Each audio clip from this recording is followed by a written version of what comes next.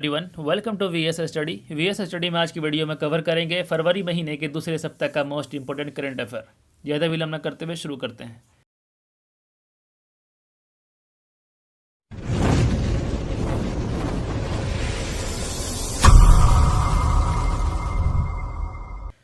श्रीविल्लीपुत्तूर मेघामलाई तमिलनाडु का कौन सा टाइगर रिजर्व बनेगा? ये बनेगा 5वां। तमिलनाडु में ऐसे 4 टाइगर रिजर्व है, लेकिन अब बनेगा 5वां tiger reserve Srivilliputhur Meghamalai tiger reserve. ये 5वां हो जाएगा तमिलनाडु का टाइगर रिजर्व। और भारत में कुल अभी 50 टाइगर रिजर्व है। 50, 51वां ये बन रहा है श्रीविल्लीपुत्तूर मेघामलाई टाइगर रिजर्व। अच्छा, 50वां कौन सा बना था? 50वां बना था कामलांग टाइगर रिजर्व। और तमिलनाडु में कई नेशनल पार्क भी है, जैसे मुदुमलाई, मुखुर्ती, गुइंडी, इंदिरा गांधी को अन्नामलाई नेशनल पार्क के नाम से भी जाना जाता है। तमिलनाडु के मुख्यमंत्री एडप्पाडी के पलानीस्वामी, राज्यपाल है बनवारी लाल पुरोहित। और तमिलनाडु में कई त्यौहार भी मनाए जाते हैं। कौन कौन? एक तो होता थाईपुसन, पोंगल, पुथांडू को नया साल होता है। पुथांडू को नया साल के रूप में मनाया जाता है। हाल ही में गूगल क्लाउड भारत के नए प्रबंध निदेशक के रूप में किसे नियुक्त किया गया है? ये नियुक्त किया गया है विक्रम सिंह बेदी को। ये जगह किसके लिए है? ये जगह लिए है करण बाजवा का। करण बाजवा अब एशिया प्रशांत क्षेत्र के लिए उपाध्यक्ष बन गए हैं। गूगल के फाउंडर कौन है? गूगल के फाउंडर है लैरी पेज और प्रेजेंट टाइम में सीईओ हैं सुंदर पिचाई। और गूगल ने हाल ही में द एनीवेयर स्कूल भी लॉन्च किया था, यानी कहीं भी विद्यालय। इसके अलावा नियर बाई शेयर फीचर को लॉन्च किया। मोबाइल एप्लीकेशन लॉन्च किया था सुडार, सोशल डिस्टेंस को मेंटेन करने के लिए। और कोर्मो जॉब्स ऐप लॉन्च किया था। तो ये सब आपको गूगल से याद रखना है। हाल ही में किसने wild life photographer of the year 2021 का पुरस्कार जीता है? ये जीता है रॉबर्ट इरविन को बुश फायर नाम की इमेजेस के लिए ये पुरस्कार मिला है। रॉबर्ट इरविन कहाँ के हैं? ये ऑस्ट्रेलिया के हैं। और 2020 में wild life photographer of the year का पुरस्कार जीता था सरगई गोस्रोको ने, ये जीता था। अच्छा, डॉक्टर कन्हैया त्रिपाठी कौन है? डॉक्टर कन्हैया त्रिपाठी को 2020 का गांधी नोबेल शांति पुरस्कार मिला है, लेकिन यह अभी मिला नहीं है। ये मिलेगा जून 2021 में, लेकिन घोषणा कर दिया गया है। वी विल श्योरली सस्टेन पुस्तक को किसने लिखा है? ये लिखा अभिजीता गुप्ता ने। इस किताब को लिखा अभिजीता गुप्ता ने। और अभिजीता गुप्ता इसके अलावा एक और किताब लिखी है हैप्पीनेस ऑल अराउंड। ये मात्र 7 साल की उम्र में लेखिका बनी है, पूरे विश्व रिकॉर्ड बनाई है अपने नाम। बाकी यतीश यादव ये किताब लिखे हैं Rao history of India convert operation. मारिकल लुकास रिनीवेल्ड ये किताब लिखी द डिस्कम्फोर्ट ऑफ इवनिंग। इस किताब के लिए इन्हें 2020 का अंतर्राष्ट्रीय बुकर प्राइज भी मिला है मारिया लुकास रिनीवेल्ड को। और आर गिरिधन कौन किताब लिखे हैं? इनका किताब है राइट अंडर योर नोज। ये आर गिरिधन जो है ये आरबीआई के जनरल मैनेजर हैं भी। अनफिनिश्ड पुस्तक के लेखक कौन है? इस किताब को लिखी है प्रियंका चोपड़ा। अनफिनिश्ड पुस्तक में इन्होंने अपनी लाइफ जर्नी के बारे में बताया है कि कैसे इन्होंने मिस वर्ल्ड बनी थी और कैसे नेशनल फिल्म फेयर अवार्ड भी जीता है। यानी इस तरीके का जो भी अपने जीवन में इसे गुजरा है उस सब के बारे में इस किताब में बताया है इन्होंने। बाकी शैरोन स्टोन इनका किताब है the beauty of living twice. Barack Obama इनका एक किताब है ए प्रोमिस लैंड। और नीना रॉय इनका एक किताब है अमेजिंग अयोध्या। देखो, अमेजिंग अयोध्या और एक है अयोध्या, तो दोनों में कन्फ्यूज मत करना। अमेजिंग अयोध्या को लिखी है नीना रॉय और अयोध्या को लिखा है माधव भंडार ने। प्रतिष्ठित आकाशवाणी संगीत समारोह का नाम बदलकर किसके नाम पे रखा जाएगा? यह रखा जाएगा पंडित भीमसेन जोशी के नाम पे। पंडित भीमसेन जोशी को भारत रत्न भी मिल चुका है। और पंडित भीमसेन जोशी कौन है? ये हिंदुस्तानी क्लासिकल म्यूजिक के चैंपियन भी थे। हाल ही में भारत ने किस देश के साथ लालंदर बांध का निर्माण करने का समझौता किया है? ये करेगा अफगानिस्तान के साथ मिलकर। अफगानिस्तान की नदी है काबुल, इसकी सहायक नदी में लालंदर शहतूत बांध बनेगा। देखो, लालंदर बांध को शहतूत बांध के नाम से भी जाना जाता है अफगानिस्तान में। इससे पहले भारत अफगानिस्तान में सलमा डैम का भी निर्माण कर चुका है, सलमा डैम। और ये अब होगा लालंदर बांध। अफगानिस्तान की राजधानी है काबुल, राष्ट्रपति है अशरफ गनी, करेंसी है अफगानी। इसके अलावा अफगानिस्तान में भारत के राजदूत कौन है? रुद्रेंद्र टंडन। और अफगानिस्तान के संसद को शोरा कहा जाता है, शोरा। हाल ही में यूनानी दिवस कब मनाया गया? यूनानी दिवस मनाया गया 11 फरवरी को। 11 फरवरी को क्यों? देखो, 11 फरवरी को हकीम अजमल खां का जन्म हुआ था। और हकीम अजमल खान कौन थे? ये यूनानी चिकित्सक थे। तो उन्हीं के जन्मदिन के अवसर पर मनाया जाता है 11 फरवरी को। और इन्होंने ही जामिया मिलिया यूनिवर्सिटी जो दिल्ली में है उसकी स्थापना की थी, हकीम अजमल खान ने। यूनानी दिवस 2017 से मनाया जा रहा है। बाकी 2 फरवरी को विश्व आर्द्र भूमि दिवस मनाया गया, जो कि 2021 में इसका थीम था वेटलैंड एंड वाटर।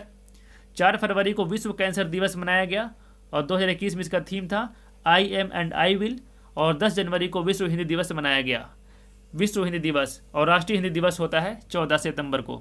हाल ही में गेको की एक प्रजाति सीरोटोडैक्टाइल्स अरुणाचलेसिस किस राज्य में खोजा गया है? ये खोजा गया है अरुणाचल प्रदेश में। गेको जो है ये एक छिपकली का प्रजाति है, यानी लिजर्ड का। अब अरुणाचल प्रदेश में खोजा गया, तो अरुणाचल प्रदेश में क्या क्या होता है? अरुणाचल प्रदेश में पक्के बागा हॉर्नबिल फेस्टिवल भी मनाया जाता है। देखो, पक्के बागा हॉर्नबिल फेस्टिवल जो है ये अरुणाचल प्रदेश का है, और एक होता है हॉर्नबिल फेस्टिवल, वो नागालैंड में मनाया जाता है। अरुणाचल प्रदेश में 2 नेशनल पार्क है, एक है मौलिंग और नामदफा।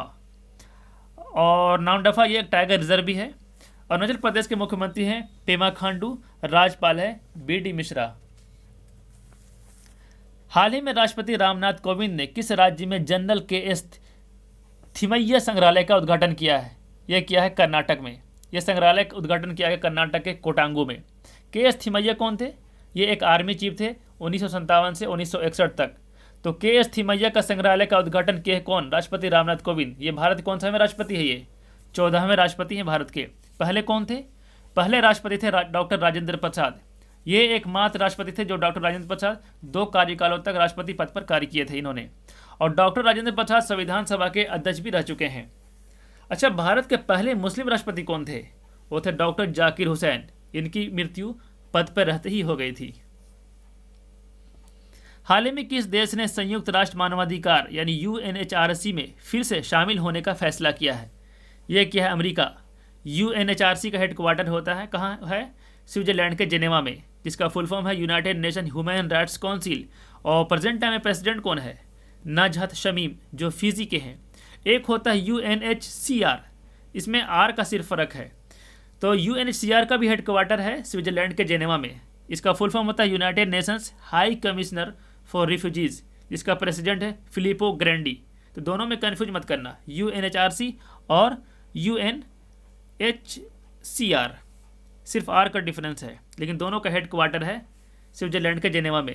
UNHRC में शामिल हुआ है अब अमेरिका। तो अमेरिका के बारे में जानते हैं। अभी हाल ही में अमेरिका के राष्ट्रपति कौन बने हैं? जो बिडेन बने हैं, जो कि 46वें राष्ट्रपति बने हैं। और पहली महिला उपराष्ट्रपति बनी है कमला हैरिस। भारत अमेरिका कौन कौन सा सैन्य अभ्यास करता है? युद्ध अभ्यास। एक तो करता है वज्र प्रहार, एक करता है टाइगर ट्रैम्प, और एक करता है युद्ध अभ्यास, और एक करता है मालाबार। तो मालाबार में 4 देश शामिल हो गए हैं 2020 से। पहले थे 3 देश, कौन कौन? अमेरिका, भारत और जापान। लेकिन 2020 से अब ऑस्ट्रेलिया भी शामिल हो गया है। अमेरिका के विदेश मंत्री हैं एंटोनी ब्लिंकेन। किस देश ने दुनिया का सबसे बड़ा ऑफशोर विंड फार्म की स्थापना को मंजूरी दिया है? यह दिया है दक्षिण कोरिया। 2030 तक ऑफशोर विंड फार्म बनेगा, जिसकी क्षमता होगी 8.2 गीगावाट। इसी घोषणा किया दक्षिण कोरिया के राष्ट्रपति मून जय इन ने। दक्षिण कोरिया की राजधानी है सियोल। अच्छा, वर्तमान में सबसे बड़ा ऑफशोर विंड फार्म कहाँ है? यह है ब्रिटेन में हॉर्नसी वन। ऑफशोर विंड फार्म को हिंदी में क्या कहा जाता है? अपतटीय पवन फार्म। इसकी क्षमता कितना है ब्रिटेन वाला का? 1.12 गीगावाट है। दक्षिण कोरिया में सैमसंग कंपनी का हेडक्वार्टर है, यानी ये यहीं का कंपनी है सैमसंग। दक्षिण कोरिया और उत्तर कोरिया को अलग करता है 38 पैरेलल लाइन। और 2024 का जो विंटर यूथ ओलंपिक गेम होगा वो दक्षिण कोरिया के गैंगवान में ही होगा। और 2022 का कहाँ होगा? 2022 का समर यूथ ओलंपिक खेला जाएगा सेनेगल के राजधानी डकार में होगा। और 2021 का जो समर ओलंपिक खेला जा रहा है वो कहाँ होगा?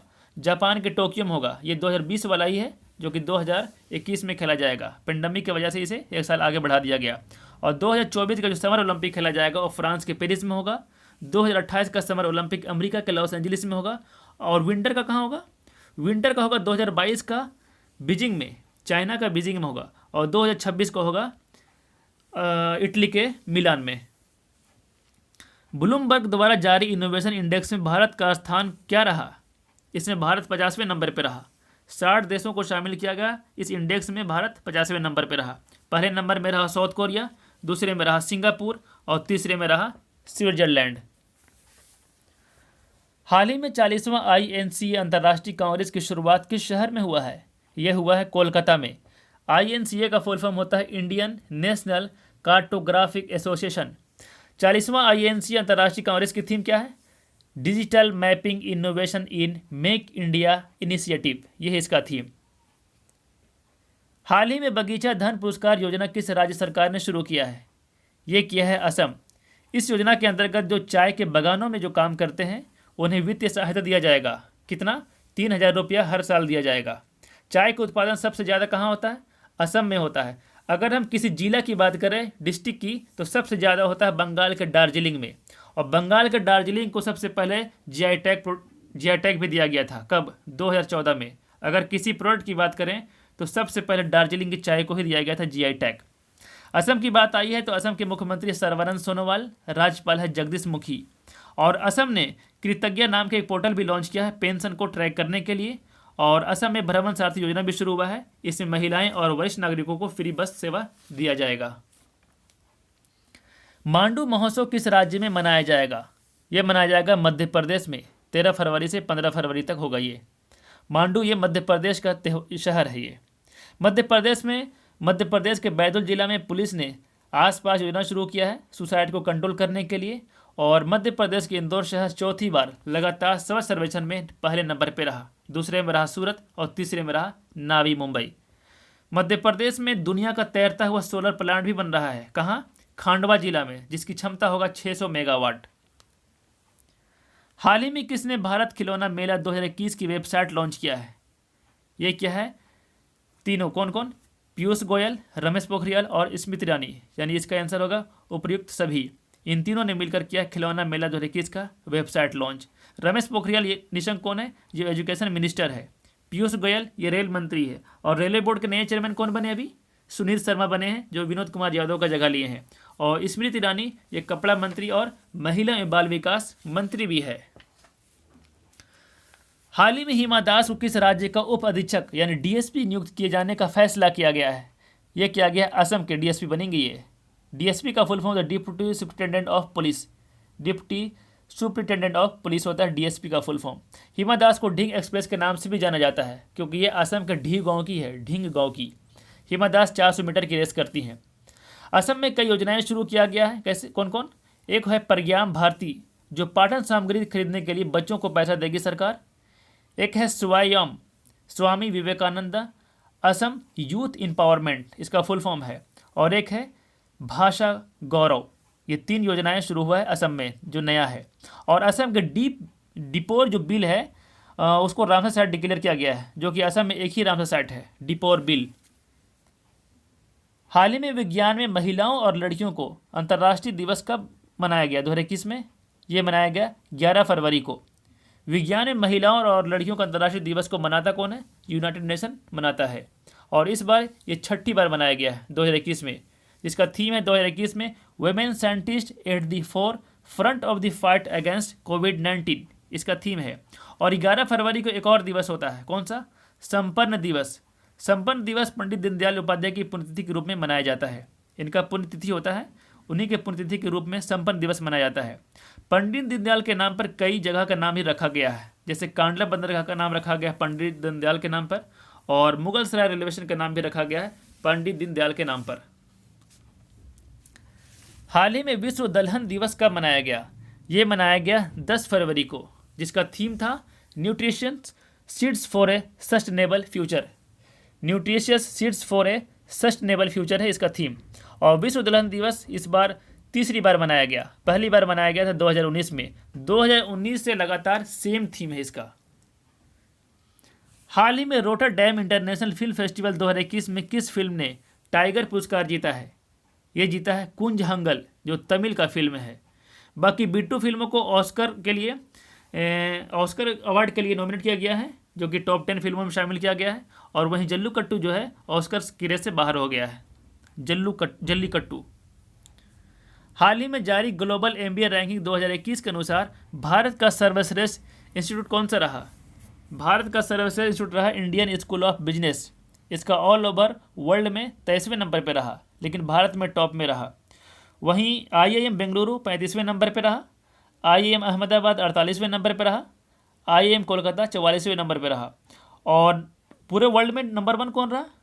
पूरे वर्ल्ड में नंबर रहा इंसीड जो कि फ्रांस का यूनिवर्सिटी है, दूसरे में रहा लंदन बिजनेस स्कूल और तीसरे में रहा यूनिवर्सिटी ऑफ शिकागो। किस राज्य सरकार ने डकैत संग्रहालय बनाने का निर्णय लिया है? ये निर्णय लिया है मध्य प्रदेश। ये बनेगा मध्य प्रदेश के भिंड में। मध्य प्रदेश का चंबल इलाका जो है वो डाकुओं के लिए जाना जाता था पहले। जो संग्रहालय बन रहा है इसमें डाकुओं की जीवन कथा बताया जाएगा। हाल ही में सतीशवार बालकृष्णन किसका एमडी और सीईओ नियुक्त हुए हैं? ये हुए हैं एगोन लाइफ इंश्योरेंस का। एगोन लाइफ इंश्योरेंस का हेडक्वार्टर है मुंबई में। इसकी स्थापना हुई 2008 में हुआ था। और एगोन लाइफ इंश्योरेंस का सीओओ कौन है? सीओओ मतलब चीफ ऑपरेटिंग ऑफिसर। ये है नवीन बचवानी है इसका सीओओ। हाल ही में किस राज्य की कैबिनेट ने रिवार्ड परियोजना को मंजूरी दिया है? रिवार्ड परियोजना को मंजूरी दिया है उड़ीसा।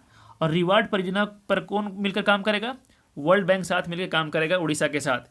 इससे बारिश के पानी को स्टोर करके यूज किया जाएगा एग्रीकल्चर के लिए। अच्छा, रिवार्ड का फुल फॉर्म क्या होता है? रिवार्ड का फुल फॉर्म होता है rejuvenating watershed for agriculture resilience through innovative development. ये होता है इसका फुल फॉर्म। सो गाइस, ये वीडियो कैसा लगा जरूर कमेंट करके बताएं। मिलते हैं नेक्स्ट वीडियो में। Thank you so much.